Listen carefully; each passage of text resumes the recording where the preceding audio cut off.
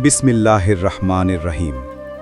আজ আপনাদের এমন এক শহরের গল্প শোনাব, যে শহরটি সময়ের স্রোতে হারিয়ে গেলেও তার শিক্ষা আজও অম্লান। সেই শহরটি ছিল এক প্রতাপশালী কিন্তু চরম জালেম বাদশাহের অধীনে। সেখানকার নিয়ম ছিল ভয়ঙ্কর। সিংহাসনে বসতে হলে আপনজনের রক্ত ঝরাতে হতো।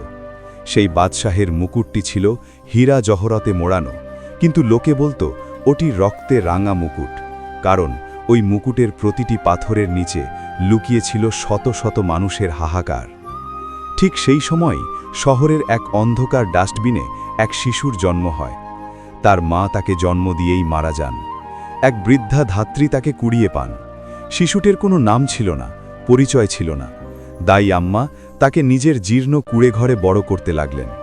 শিশুটি যখন একটু বড় হলো, সে দেখল বাদশাহের রথের চাকার নিচে কিভাবে গরিবের হাড়গোড় পিষ্ট হচ্ছে।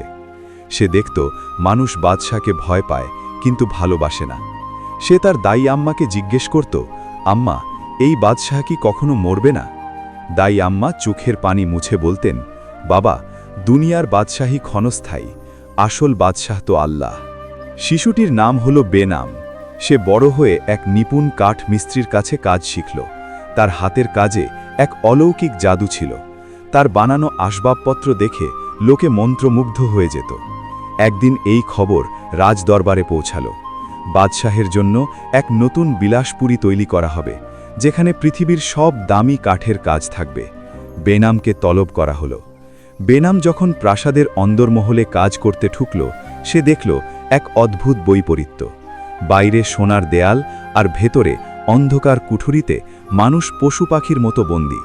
সে একদিন দেখল এক বৃদ্ধ গোলাম পানির জন্য চিৎকার করছে, কিন্তু কেউ তাকে সাহায্য করছে না। বেনাম নিজের পানি তাকে খাইয়ে দিল। সে বুঝল এই প্রাসাদ আসলে এক বড় জেলখানা। সে প্রতিদিন কাজ শেষে রাজকীয় উদ্যানের এক কোণে বসে আল্লাহর ইবাদত করত।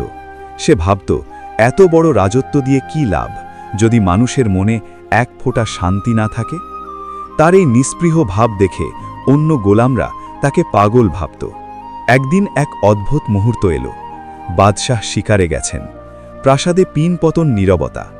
বেনাম বাদশাহের শয়নকক্ষ পরিষ্কার করতে ঢুকল। সে দেখল সেই বিশাল বিছানা, যাতে শুলে নাকি মানুষের সব দুঃখ দূর হয়ে যায়। সে ভাবল, একবার দেখি তো, এই বিছানা কি আসলেও মানুষকে শান্তি দেয়? ক্লান্ত বেনাম সেই রেশমি বিছানায় গা এলিয়ে দিল। চোখের পলকে সে গভীর ঘুমে তলিয়ে গেল। হঠাৎ বাদশাহ ফিরে এলেন। তিনি দেখলেন এক তুচ্ছ খাদেম তার পবিত্র বিছানায় অঘরে ঘুমাচ্ছে। বাদশাহের রাগ আগুনের মতো জ্বলে উঠল। তিনি গর্জে উঠে রক্ষীদের ডাকলেন। রক্ষীরা বেনামকে টেনে হিচড়ে বিছানা থেকে নামালো এবং চাবুক দিয়ে মারতে শুরু করল। চাবুকের প্রতিটি আঘাতে বেনামের পিঠ চিরে রক্ত বের হতে লাগল।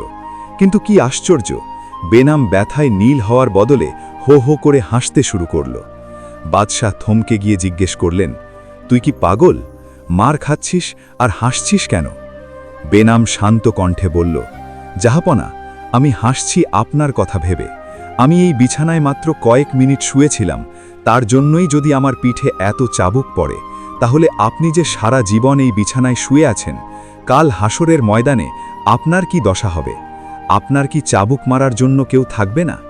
এই কথা বাদশাহের হৃদয়ে হাতুড়ির মতো আঘাত করল। সেই রাত থেকে বাদশাহের চোখ থেকে ঘুম কেড়ে নেওয়া হলো।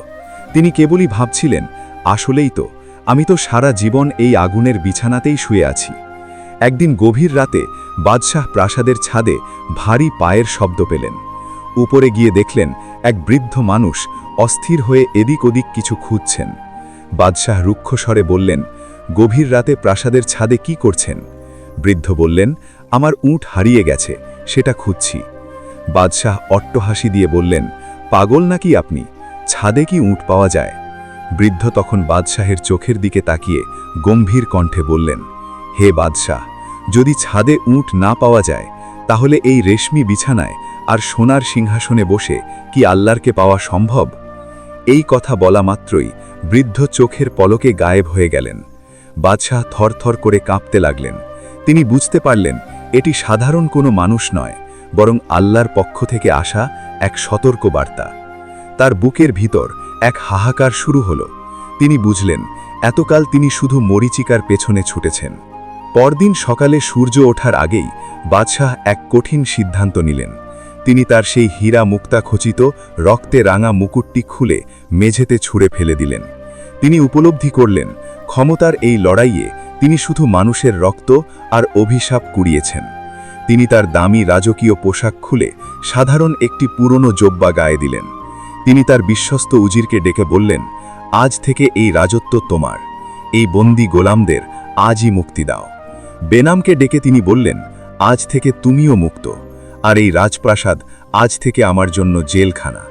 বাদশাহ একাকী নিঃশব্দে প্রাসাদ ছেড়ে বেরিয়ে পড়লেন। পেছনে পড়ে রইল অঢেল ধনদৌলত আর ক্ষমতার দাপট। তিনি এখন আর কোনো দেশের বাদশাহ নন, তিনি এখন আল্লাহর এক বিনীত বান্দা, মরুভূমির ধুধু বালুচরে হেঁটে চলা এক মুসাফির। আজ 1000 বছর পর সেই সাম্রাজ্যের চিহ্ন নেই, কিন্তু সেই বাদশাহের ত্যাগের কাহিনী আজও মুমিনদের চোখে পানি আনে। ইতিহাস প্রমাণ করেছে আসল ক্ষমতা সিংহাসনে নয়, বরং রবের সন্তুষ্টির মাঝে। আল্লাহ আমাদের সবাইকে এই শিক্ষা থেকে আমল করার তৌফিক দান করুন। আমিন।